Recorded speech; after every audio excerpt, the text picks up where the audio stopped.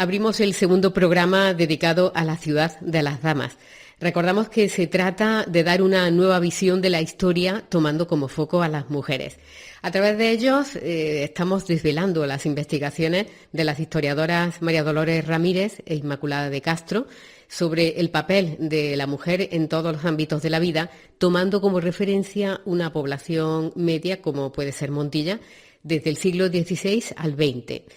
En este segundo programa, y ahora ellas nos lo van a contar, vamos a analizar dos conceptos básicos para entender el contexto en el que se mueven los personajes que vamos a analizar a lo largo de los diferentes programas. Estos dos conceptos son el linaje y la familia. Pero bueno, antes de continuar, quiero saludar a nuestra historiadora. María Dolores Ramírez, gracias por acompañarnos una vez más. A ti siempre. Inmaculada de Castro, gracias. Gracias a ti. Con nuestra historiadora abrimos esos programas de la ciudad de las damas, abordamos nuestro segundo programa con esos dos temas, analizando lo que es el linaje y lo que es la familia. Esto lo vamos a analizar a la vez que vamos a ir hablando en los próximos programas de distintos tipos de mujeres, ¿no? Esto nos va a ayudar a entender de forma general la situación de la mujer. Vamos a diferenciar hoy entre el linaje y la familia. El linaje es algo amplio, es el apellido. Entonces, el linaje era fundamental para el individuo. Esto siempre a la clase alta, la clase noble, ¿no? Era fundamental para el individuo porque pertenecer a un linaje era determinante. Si pertenecer a la familia ya era determinante, mucho más lo era pertenecer a un linaje nobiliario. Era todos los que tenían el mismo apellido y todos eran protegidos, entre comillas, protegidos por el cabeza del linaje, el que tenía la representación del linaje. Para entender esto, que luego lo hablaremos en su momento. Por ejemplo, un personaje como el Inca Garcilaso llega aquí a Montilla, pero no llega por casualidad. Llega porque es sobrino del capitán Alonso de Vargas. Pero es que el capitán Alonso de Vargas es del linaje de la marquesa. Y entonces la marquesa no puede consentir que un señor, que aunque sea mestizo, que mestizo era medio animal en aquella época, ya lo veremos cuando tratemos el tema del Inca. Pero al ser del linaje de los Figueroa, pues la marquesa lo tiene que proteger. Y la marquesa le presenta a los jesuitas, le da una formación con su biblioteca, sus relaciones, y el Inca tiene que vivir decentemente. Entonces, eso es una clave fundamental para entender la sociedad de los siglos pasados, hasta que esa sociedad se transforma, se rompe. Otro ejemplo muy rápido, los malos tratos. Cuando una mujer recibía malos tratos, que podría ser tan habitual como ahora, pero que eso muchas veces se tapaba, pero en el caso de un linaje nobiliario, muchas mujeres tenían el respaldo, la ayuda de los miembros de su linaje, porque al atacar a ella, atacaban el linaje. No sé si ha quedado claro. Estamos hablando sobre todo de nobleza, hablar de linaje, sí, hablar de nobleza. ¿No? El pueblo llano no tenía linaje, claro. Evidentemente.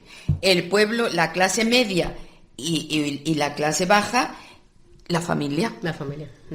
Inmaculada, pues háblanos un poco de porque entonces entendemos que fuera ya de la nobleza, la unidad básica era la familia, claro. ¿No? ¿Y qué papel tenía la mujer ahí? Pues la unidad básica en la edad moderna de la sociedad es la familia, y la familia está formada por los padres y los hijos.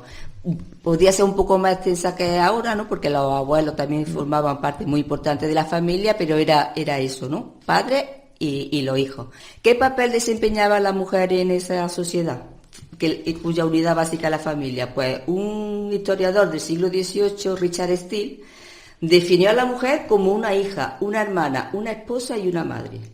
Desde el momento que nacía una niña, lo que la definía era su relación con el hombre. O era hija, o hermana, o padre, o madre, o esposa. Y sobre todo, el padre se hacía cargo de esa mujer hasta que se casaba. O si se quedaba soltera, pues siempre de por vida, ¿no? Pero el segundo papel importante era el de esposa. Y lo que ha apuntado antes María Dolores, no lo ha apuntado, lo hemos comentado antes de entrar de lleno en el programa. Es el tema de los matrimonios. Un papel importante tanto para las familias medias y no las más bajas y para las altas eran los contratos matrimoniales. Los padres, un fin que tenían en la cabeza desde que formaban una familia era cómo iban a casar a sus hijos e hijas. Porque había una cosa, que un noble se podía casar cualquiera, ¿no? Se casaba con una no noble adinerada, pero una noble no se casaba con un no noble adinerado, porque el pertenecer a una familia era de por vida. Entonces, una noble, aunque se casara con que el marido tuviera dinero, ese matrimonio no estaba bien visto. Entonces, el contrato matrimonial era importantísimo para toda la familia. Porque la mujer siempre estaba tutelada, ¿no? Exactamente, la mujer o era hija o era esposa. Y no solamente era un poco independiente, pero no independiente como lo concebimos ahora, ¿no? Que fuera una mujer soltera, que trabajara y tuviera dinero, o sea, y se mantuviera, no quería decir que fuera independiente. Además, la sociedad veía mal a las mujeres independientes, estaban mal vistos. Bueno, tenemos este estudio tan fabuloso de Enrique Garramiola sobre la Camacha, ¿no? Que decía que más bien la Camacha, por lo que fue vilipendiada, era porque era una mujer que quería ser independiente en una época en que eso era imposible de concebir para la sociedad del momento. Bueno, lo que hemos hablado muchas veces, ¿no? Que para cualquier cosa la mujer, para un negocio, siempre tutelada y siempre dependiendo, ¿no? Por eso, al ser viuda, claro, ganaba mucho, ¿no? Claro. Y sobre todo una viuda que fuera la tutora dentro de una familia con posibles, era mucho porque era la que velaba por el bienestar de los hijos menores hasta que esos hijos ya adquirían la mayoría de edad. Eso se daba en las clases nobles y sobre todo en las clases adineradas. Cuando moría el marido, si el marido tenía una situación económica importante, el que la mujer quedara como tutora y curadora, que se llama en esa época de los hijos, a esa mujer le daba un valor en la sociedad muy importante, porque era la que administraba todo, en ese momento ya sí.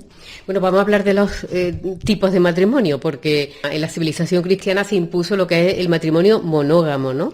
Pero... Sí, lo mismo que hemos hecho, estamos dando pinceladas con el linaje, la familia. A lo largo de los capítulos que vamos a trabajar, pues ya iremos matizando, porque lo mismo no es el siglo XIX que el siglo XVI o que el siglo XV, ¿no? Entonces, lo que yo he llegado a la conclusión con todas las lecturas que yo he hecho y todos los trabajos es algo que es muy simple, pero que yo por lo menos no lo había visto, ¿no?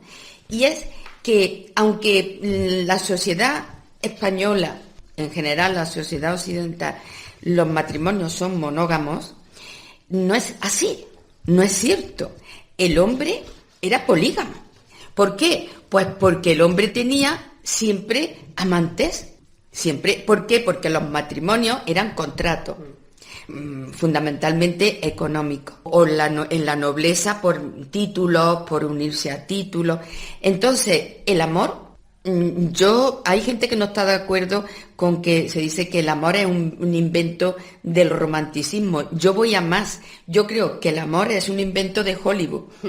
Porque ni siquiera, casi en los años 30, 40, en la sociedad que existía, se emparejaba la gente por cómo se trataban y no se trataba entre todas las clases sociales. Había ahí una selección, no había unas relaciones libres. Entonces, un ejemplo para decirte esto, el gran capitán dice...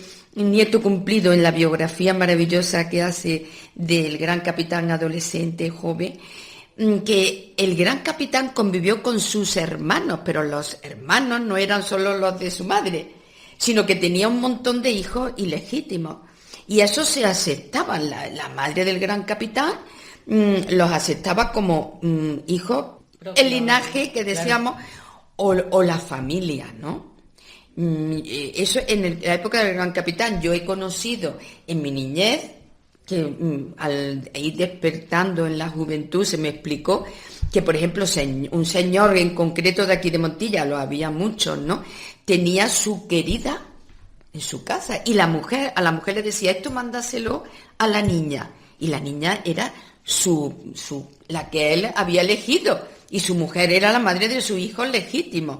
Entonces, yo creo que eso ha existido siempre. Y curiosamente el otro día me vino a un artículo que leía sobre el adulterio en las mujeres. Es mucho más difícil, porque es mucho más controlado. Pues evidentemente porque una mujer, si sexualmente era libre como el varón fuera del matrimonio, el hijo podía ser del amante y no del marido, ¿no?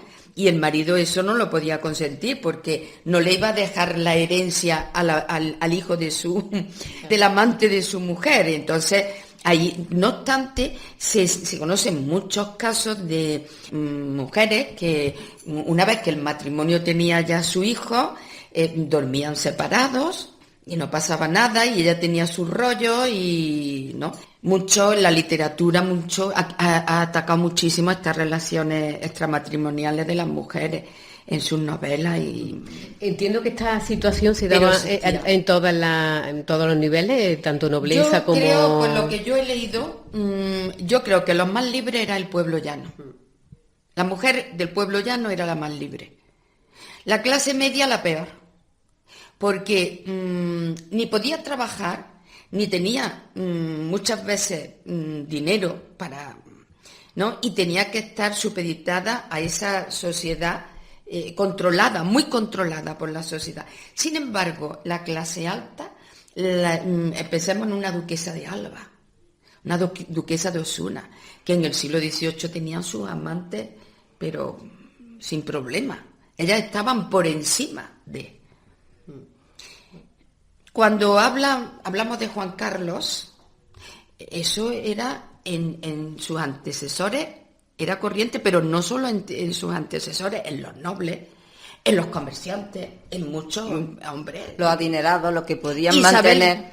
Claro, Isabel II llegó a tener sus amantes como su padre o como su hijo.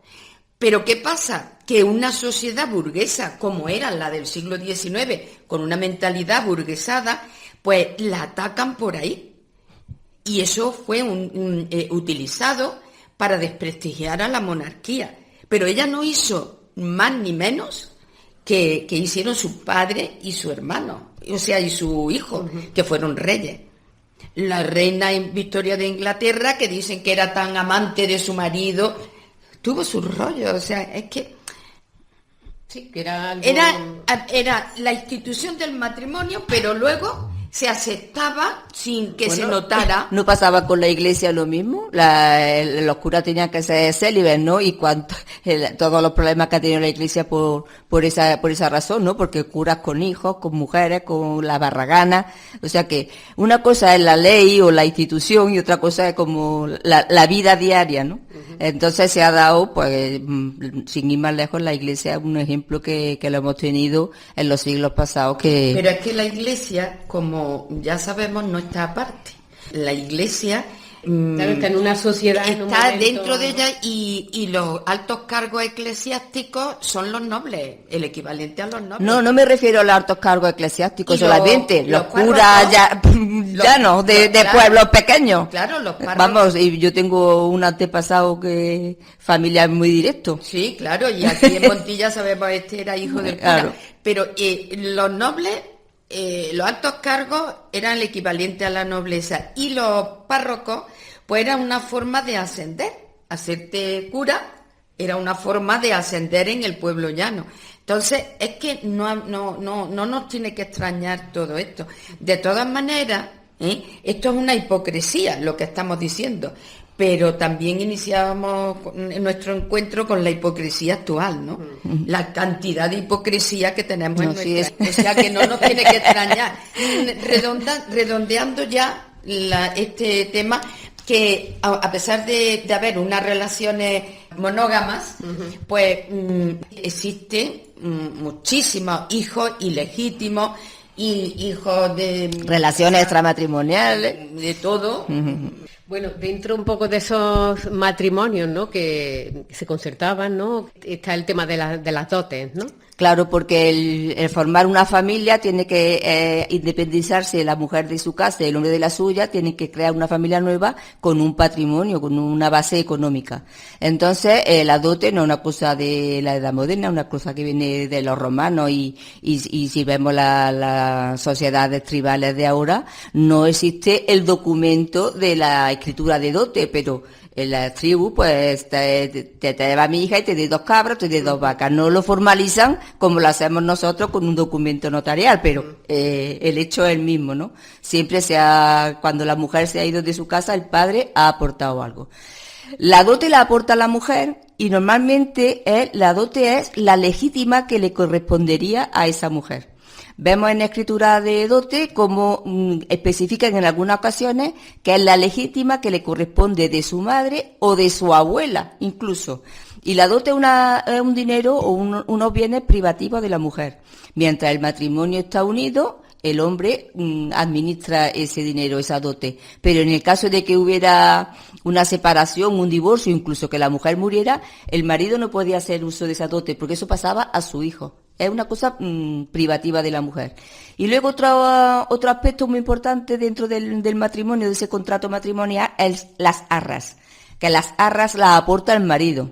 Es muy curioso, en la escritura de dote dice, por honra de su virginidad. Era como reconocer el marido que se casaba con una persona que iba a formar un matrimonio virgen desde el primer momento, ¿no?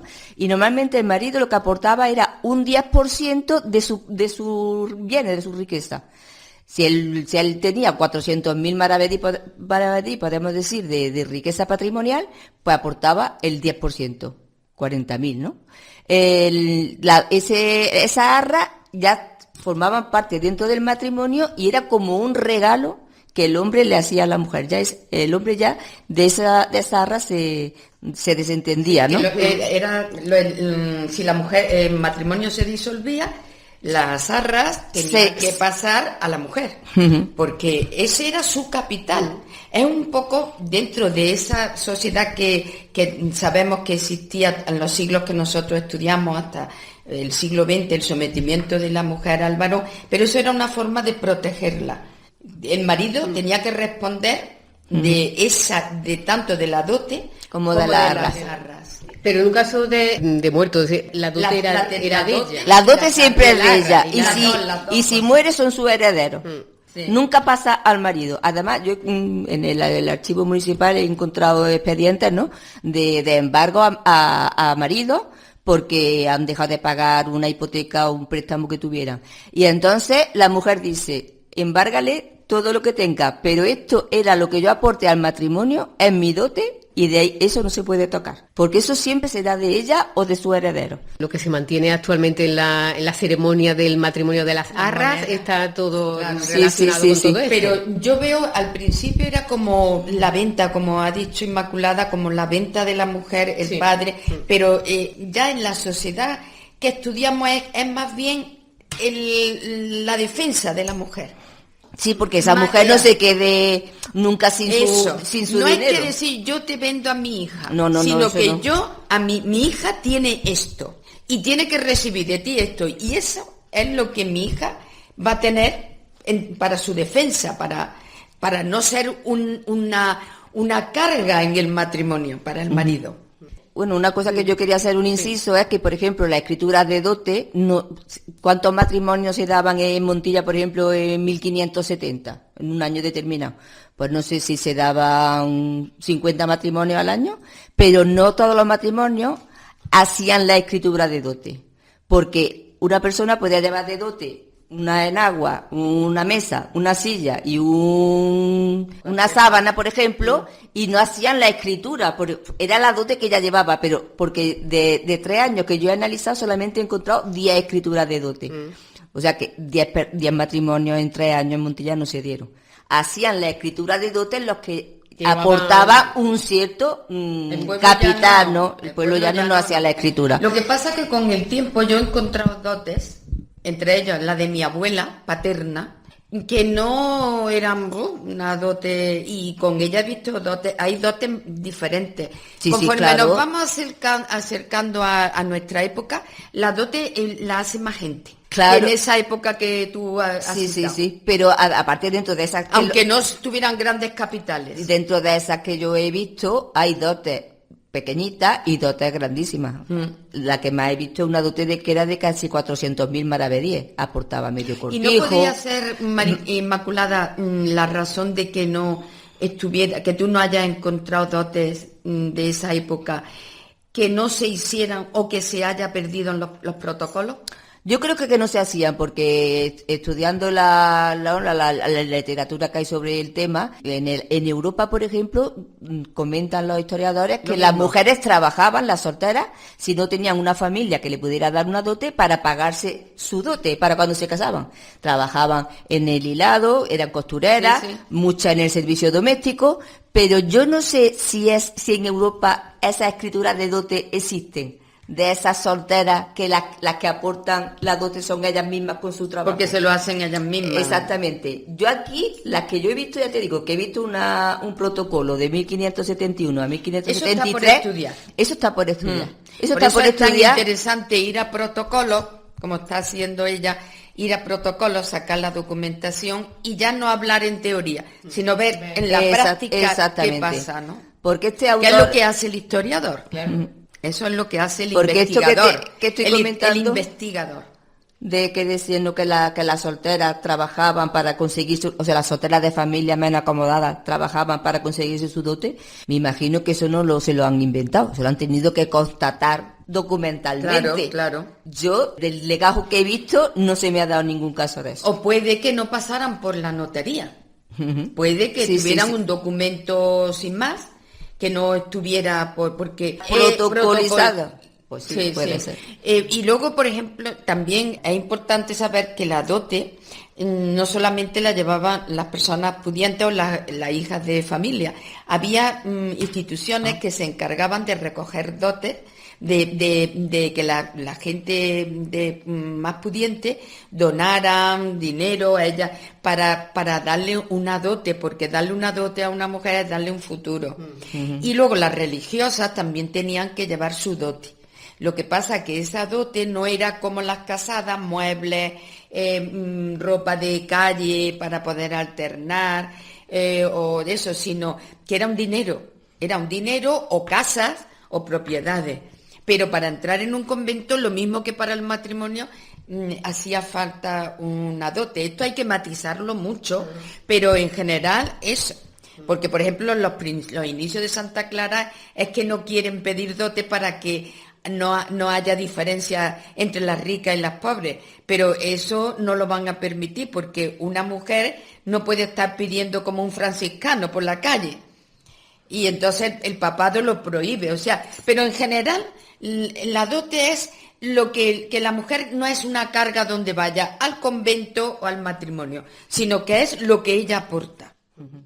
Bueno, pues no cabe duda, Inmaculada, estabais comentando lo del tema de la investigación, es fundamental, ¿no? Porque lo hemos comentado en otros programas, de la mujer se ha investigado muy poco, o sea, la historia se ha escrito con investigación sobre todo del papel del hombre, ¿no? Y realmente todo esto que estamos hablando, ¿no? De dotes, todo esto se ha analizado poco, ¿no? Claro, es que si lo que nos dedicamos al estudio de la historia, vemos que la historiografía a lo largo de la historia, valga la redundancia, ha tenido muchas corrientes.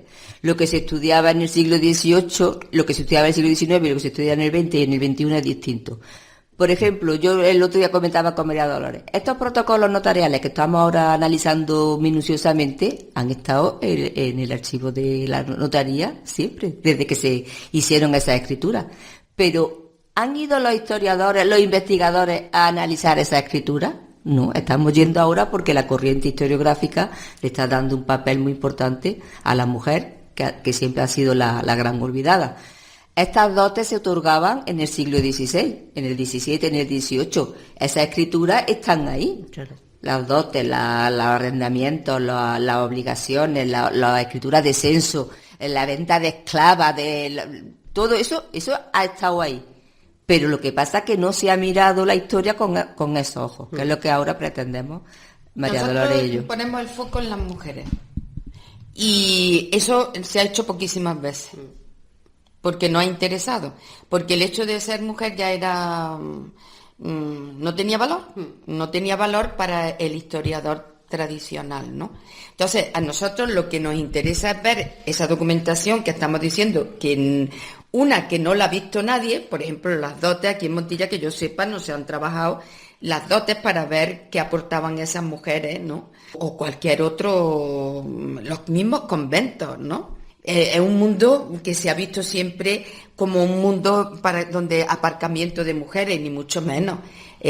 Hoy leía yo en los manuscritos estos en la Casa del Agua de Jurado Aguilar y Ruiz Lorenzo sobre las monjas. Bueno, los conventos eran ideales, con jardines preciosos. El convento de Santa Clara te lo pinta con mucha... cantaban, estudiaban música, leían, eran centros de estudio. Pues porque ellas asumían que tenían, por ejemplo, las alveares, ellas asumían desde pequeñas, desde los 7 años, que entraban en los conventos como alumnas, ellas asumían que iban a ser religiosas. ¿Por qué? Porque la familia los destinaba a eso, ya veremos por qué. Lo mismo las Fernández de Córdoba, todas las mujeres tenían, como los hombres, un destino, y ellas lo aceptaban magníficamente, porque desde chicas estaban dirigidas a eso, no había problema. Pero que eran centros de poder enormes. Santa Clara, Santana, era un centro de poder enorme aquí en Montilla por sus propiedades. Bien, nosotros ponemos el foco. Ya lo hicimos en el archivo con Inmaculada, cuando organizó las jornadas de Santa Clara y de la Marquesa Catalina. Ahora vamos a desempolvar, pues, todo lo que nos queda. Claro.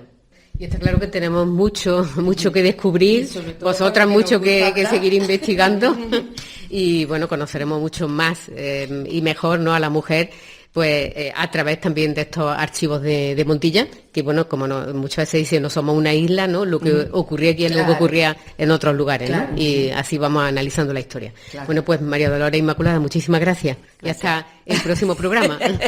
Gracias. Nos vemos.